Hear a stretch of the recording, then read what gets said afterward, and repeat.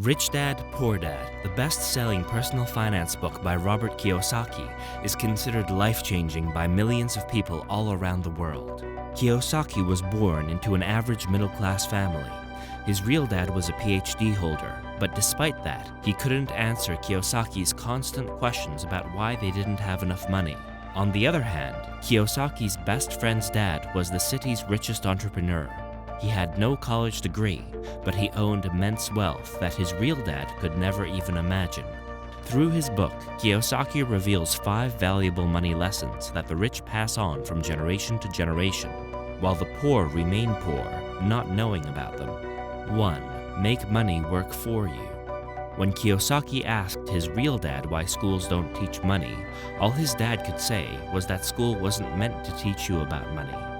As Kiyosaki thought more and more about it, he understood that all school did was to prepare you to become an ideal employee who works hard all his life for big, rich corporations and retires poor. And that's why Kiyosaki has called his real dad the poor dad in his book, a representation of the common middle-class mentality that keeps you poor throughout your life, that instills in you the value of chasing money, the thought of working for money. Kiyosaki was only 9 years old, but he could still notice that they were poor. But his friend, Mike, was very rich. Therefore, he ran to Mike's dad, whom he calls the rich dad in his book. He begged him to teach him about money, but the rich dad didn't just want to give away the valuable lessons. He wanted Kiyosaki to really learn. So he hired him for just 10 cents a week. When Kiyosaki asked why he was paying him not even minimum wage, the rich dad gave him the most valuable lesson about money. He said, "Only the poor work for money. The wealthy make money work for them." Without the fear of losing his income, Kiyosaki experienced what it felt like to be free, to observe, to learn new things, and to acquire new skills. His rich dad made him search his surroundings for opportunities that would create income for him. And soon Kiyosaki got his first business idea.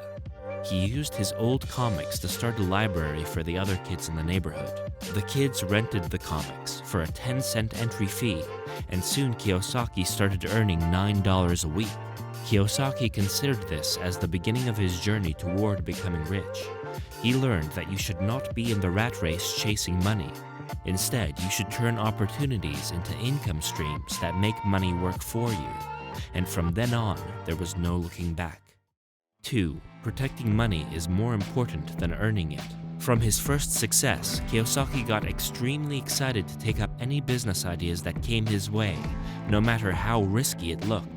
This is when his rich dad understood that it was time to teach Kiyosaki his next lesson in money. He feared if Kiyosaki was not put on the right track, he could end up ruining everything he had created. His wise words to Kiyosaki at this point in time were, "Making money is easy, but so is losing it all." What he meant was that people should only take calculated risks within the limits of their risk-taking capability.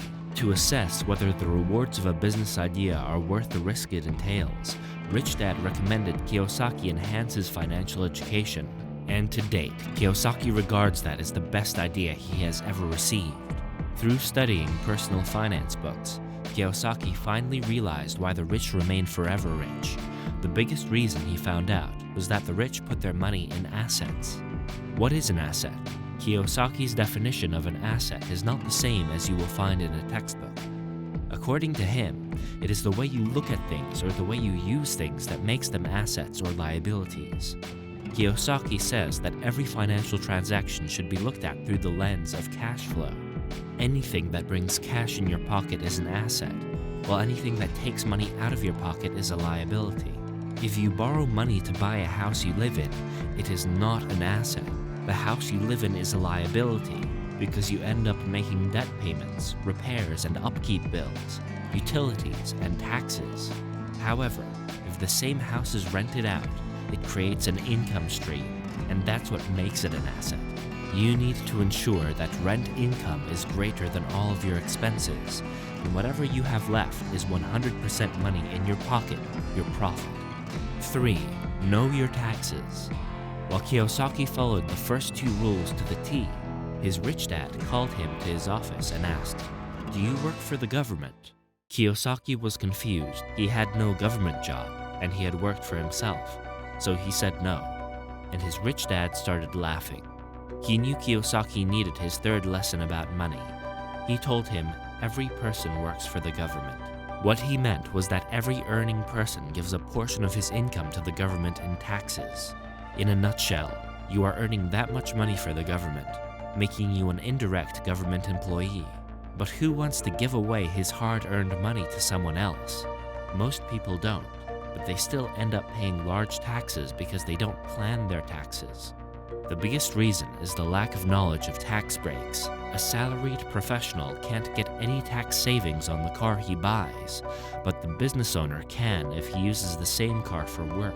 The business owner can show depreciation on the car that reduces the profits and thereby reduces the taxes he pays. And if you borrow to buy the car, you can reduce the taxes even further because interest on debt is tax deductible too. This is only one example, but look at what this represents. Knowing how to minimize taxes is important for every individual.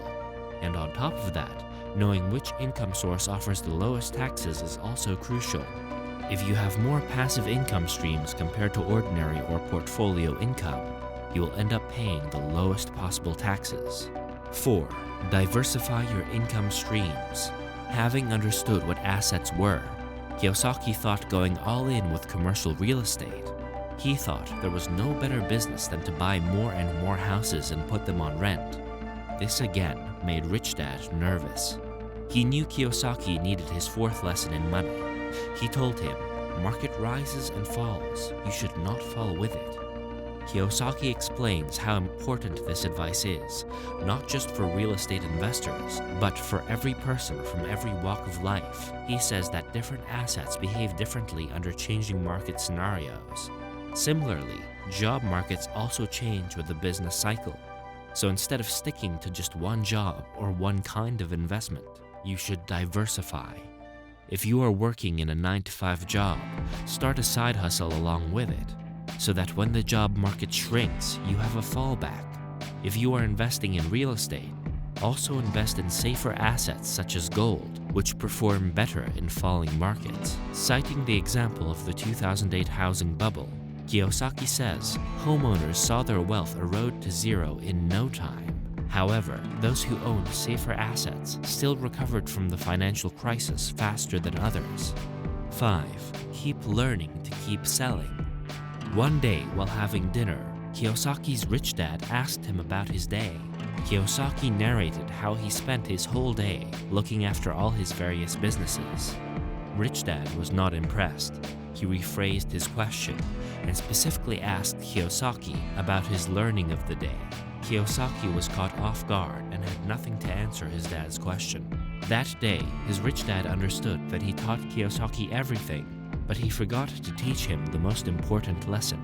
So he sat Kiyosaki down and told him the importance of learning. He said, "Learning is your first inventory. The more you know, the more you grow." He drew an analogy for Kiyosaki to understand better. Suppose you own a burger shop. You only sell burgers because that's all you know how to make. But this stops you from getting customers who want to eat pizza. If you can learn how to make pizza, you can add it to your menu and get more customers. But most people stop acquiring new skills the moment they get out of school. Not learning new skills means limiting yourself to only what you already know. According to Kiyosaki, every business owner should know how to get out of a business that is going to be outdated in the next 5 years and start acquiring skills for a business that will become fast-selling soon enough. And this is why most successful entrepreneurs are considered visionaries. One of the best examples of disruptive innovation in business is Amazon. By introducing online shopping and same-day delivery, Jeff Bezos changed the way people shop, making the traditional brick-and-mortar retailers obsolete. Similarly, in the current times, we are seeing a new kind of disruption happening right in front of our eyes. With the advent of ChatGPT and other AI platforms, a lot of manual jobs are on the verge of obsolescence, and those who don't see it coming will not be able to survive once AI penetrates thoroughly. However, those who know that it's already started can use such technology in their favor and still remain relevant in the industry. Subscribe for more personal finance videos, turn on the notifications, and leave a like to help this channel out. Thanks for watching.